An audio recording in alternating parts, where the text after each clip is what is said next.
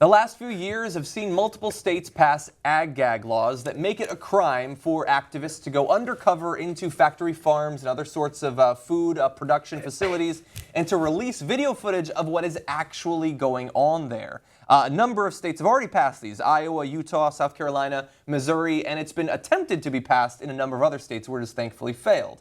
But it is still law in a number of states. One place it is not law anymore is Utah, where a federal judge has struck down the ag-gag bans that have been put into place. And so that is a good step, I think. If you care about what's in your food, if you care about food safety, if you care about animals, this is a good thing. If you care about free speech, this is a good thing.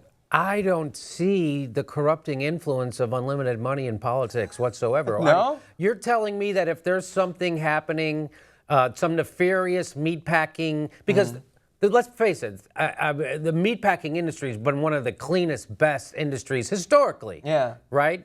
And those pinky fingers and rat tails are spotless when they go into your food. what was anyway, I'm trying to think of the name of the book that started everything. The Jungle? Yes. Yes. It's Upton Sinclair. Yeah, exactly, He'll tell you how good. How amazing it is. And I think it should be voluntary.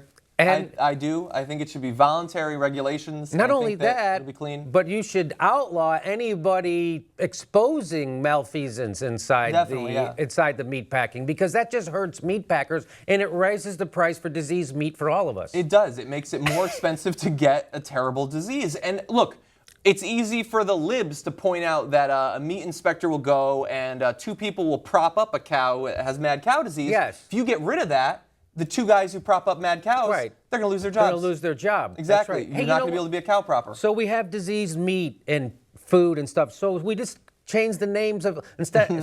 So when you go to have chicken, you just call it El Pollo Loco. That's pretty good. First, though, we want to show you an example of one of the sorts of videos that we've previously reported on the Young Turks that would be banned under these sorts of laws. Here's a snippet.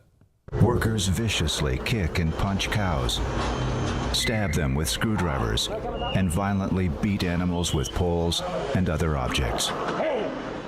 So look, that is from the point of view that's from a sort of an animal safety, animal rights activist. But there's also examples of those videos that have to do with the lack of cleanliness in these facilities, and also the danger to people who work in these factory farms. And all of that sort of activism is shut down under the sorts of laws that a federal judge thankfully shut down.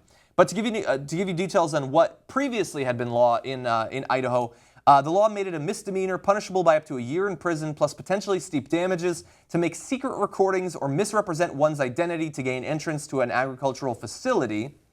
Now, the U.S. Chief Judge B. Lynn Winmill, who thankfully did strike down this sort of law, says the remedy for misleading speech, which is what the defenders of these ag-gag bans have been saying, or speech we do not like, is more speech, not enforced silence.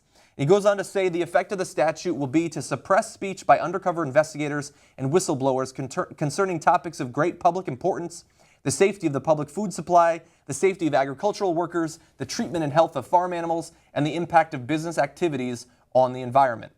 But really fast, I want you to hear the defense of these ag-gag bans that basically lobbyists for the food service industry and the factory farms said. One lawmaker called the undercover videos farm terrorism, intended to damage the agricultural industry, which is technically true. It is intended to damage it, but just to make it better. Another compared activists to ancient invaders who destroyed crops to starve enemies into submission.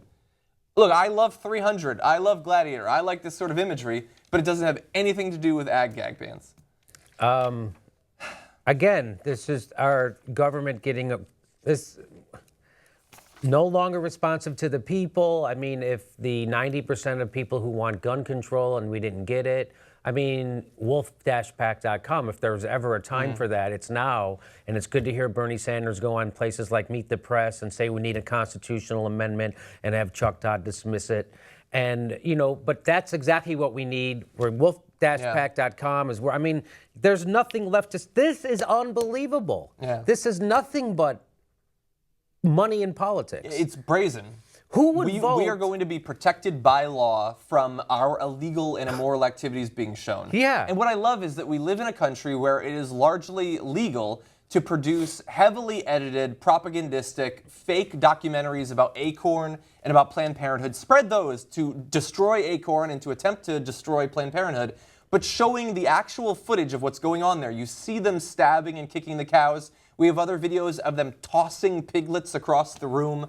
That's illegal. That should be protected. Showing the disgusting, dirty conditions, the disease-ridden conditions in these factories, that is currently illegal because apparently they've got some powerful, well-funded lobbyists on their side. You still eat meat? I do still eat meat, yes. Me too, and I feel bad about it. I do feel bad about it. Yeah, no, I'm not saying that we should see this because necessarily it's going to turn you into a vegetarian. I've been a vegetarian at certain points in my life. I am not now because I am a weak-willed human, effectively. But I still want the food to be as healthy as possible. I want the workers to be protected, and I want the animals to be treated humanely, even in the horrible situation that we put them in.